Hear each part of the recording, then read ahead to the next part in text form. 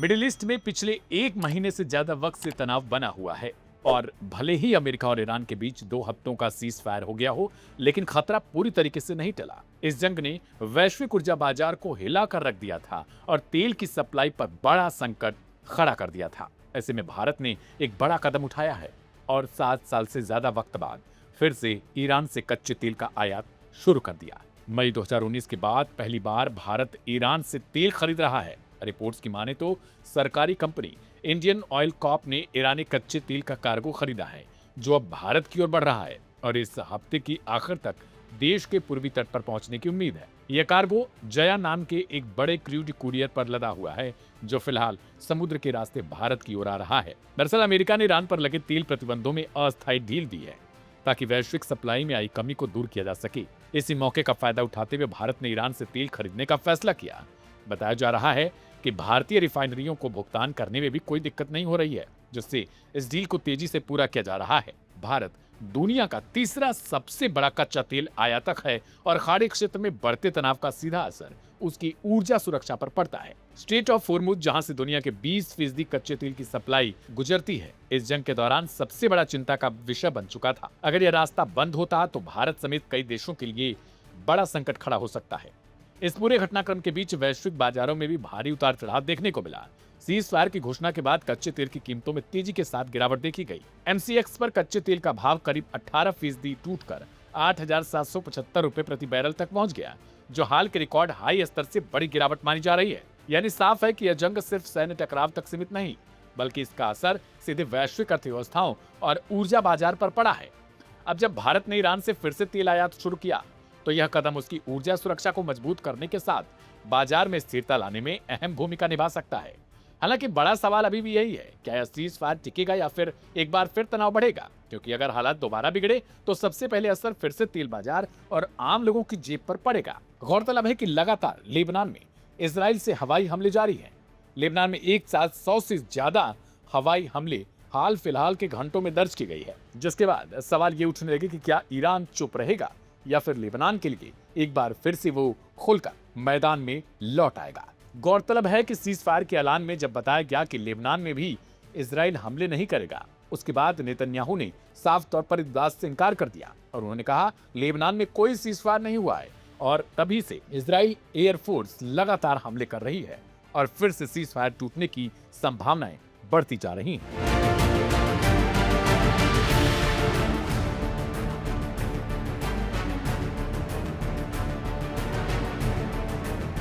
Cease fire भले हो गया हो, लेकिन ईरान रुकने को तैयार ही नहीं। जाते जाते उसने इसराइल में वो तबाही मचाई जो आने वाले 2 हफ्तों तक जख्मों को कुरेदती रहेगी। सीज फायर लागू होने से ठीक पहले ईरान और उसके सहयोगियों ने कई मोर्चों पर एक साथ हमले किए, जिससे पूरे इलाके में भारी नुकसान और दहशत फैल गई। तेल अवीव पर क्लस्टर सबम्यूनिशन मिसाइलों से हमला किया गया, जिसके चलते शहर के कई इलाकों में एक साथ धमाके दर्ज किए गए। मिसाइल और बमों के गिरने से व्यापक तौर पर नुकसान की खबरें भी सामने आई। हाइफा पोर्ट को भी निशाना बनाया गया, जहां 2 मिसाइलों के गिरने से बंदरगाह क्षेत्र में अफरा तफरी मच गई। Petah Tikva, Ramat Gan, Herzliya, Bnei Brak, Kiryat और ओनु और रोश हयाइन जैसे इलाकों में भी मिसाइल हमलों की पुष्टि हुई। वहीं नेगेव क्षेत्र के टेल शेवा में भारी तबाही देखी गई। बेरशेवा, दिमोना, अराद और दक्षिणी बस्तियों की ओर भी बैलिस्टिक मिसाइलें दागी गई थी, जिससे कई जगहों पर इमारतों को भारी नुकसान और ढहने तक की खबरें आई। लगातार सायरन बजते रहे और लोग बंकरों की ओर भागते हुए नजर आए, जिससे साफ है कि हमले कई चरणों में किए गए थे। इसी दौरान इजराइल ने भी जवाबी कार्रवाई करते हुए दक्षिणी लेबनान में हवाई हमले किए और शरीफा समेत कई ठिकानों को निशाना बनाया, जहां हिजबुल्ला के ठिकानों को टारगेट करने का दावा किया गया। यह संघर्ष सिर्फ इसराइल तक सीमित नहीं दिखा, बल्कि खाड़ी और इराक तक फैलता हुआ नजर आया।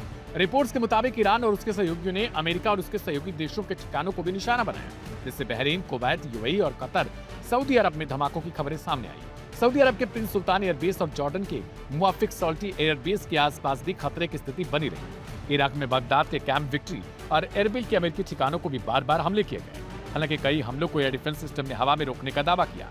ईरान ने यह भी दावा किया कि उसने तेहरान और होर्मुजगान के ऊपर कई अमेरिकी ड्रोन, जिनमें MQ-9 जैसे ड्रोन शामिल हैं, उनको मार गिराया।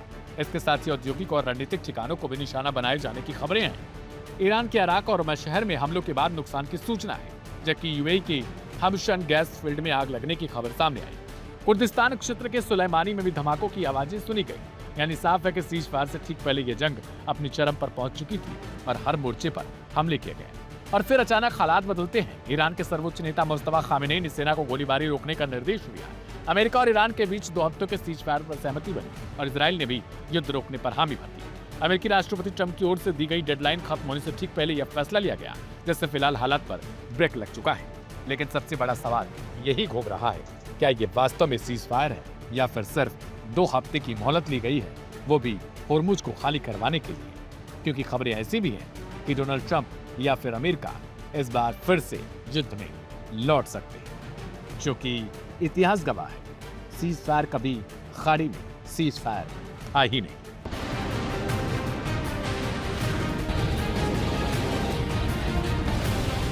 मध्य पूर्व में जारी भीषण तनाव के बीच अमेरिकी राष्ट्रपति डोनाल्ड ट्रंप ने घोषणा करते हुए ईरान के साथ 14 दिनों की युद्ध विराम का ऐलान किया। इस घोषणा ने जहां दुनिया को कुछ समय के लिए राहत की सांस लेने की उम्मीद दी है, तो वहीं क्षेत्र के सबसे शक्तिशाली खिलाड़ी इजराइल ने अपनी कड़ी शर्तों के जरिए इस समझौते की सफलता पर सवालिया निशान खड़े कर दिए हैं। यानी माना जा रहा है कि इजराइल इस समझौते से खुश नहीं है। राष्ट्रपति ट्रंप ने सोशल मीडिया के माध्यम से जानकारी दी कि अमेरिका और ईरान 2 हफ्तों के लिए युद्ध रोकने पर सहमत हुए हैं। इस समझौते में पाकिस्तान एक प्रमुख मध्यस्थ के रूप में उभर कर सामने आया है। समझौते के तहत ईरान ने वैश्विक व्यापार के लिए जीवन रेखा माने जाने वाले स्ट्रेट ऑफ होर्मुज को फिर से खोलने और अमेरिका और उसके सहयोगियों पर हमले रोकने का आश्वासन दिया है। ट्रंप का मानना है कि 14 दिन के लिए कूटनीति की एक खिड़की खोली जाएगी, जिससे भविष्य में एक बड़े और स्थायी ग्रैंड डील का रास्ता साफ हो सकेगा। अमेरिकी राष्ट्रपति के इस फैसले पर इजरायली प्रधानमंत्री बेंजामिन नेतन्याहू की प्रतिक्रिया का पूरी दुनिया इंतजार कर रही थी। बुधवार को प्रधानमंत्री कार्यालय द्वारा जारी आधिकारिक बयान में इजरायल ने राष्ट्रपति ट्रंप के प्रयास का समर्थन तो किया, लेकिन इसके साथ कुछ ऐसी शर्तें जोड़ दी जिससे तनाव कम होने के आसार धुंधले दिखाई दे रहे हैं। इजरायल ने स्पष्ट किया कि वो इस युद्ध विराम को तभी वैध मानेगा जब ईरान बिना किसी देरी के स्ट्रेट ऑफ होर्मुज को खोलकर पूरी तरह अंतरराष्ट्रीय यातायात को खोल दे। ईरान और उसके द्वारा समर्थित गुट अमेरिका, इजरायल और क्षेत्र के अन्य देशों पर सभी प्रकार के हमले तुरंत बंद कर दे। इस घटनाक्रम का सबसे विवादित पहलू लेबनान है, जहां पाकिस्तानी प्रधानमंत्री शहबाज शरीफ ने दावा किया कि युद्ध विराम लेबनान सहित सभी मोर्चों पर लागू होगा। वहीं इजरायल ने इस दावे को सिरे से खारिज कर दिया। इजरायल के बयान में साफ कहा गया है कि वह लेबनान पर हमले बंद नहीं करेगा। नेतन्याहू सरकार का मानना है कि हिजबुल्ला के खिलाफ उसकी सैन्य कार्रवाई इजराइल की सुरक्षा के लिए नॉन नेगोशिएबल है और इसे ईरान के साथ हो रहे किसी भी अस्थायी समझौते की भेंट नहीं चढ़ाया जा सकता। इजराइल की क्या है चिंताएं?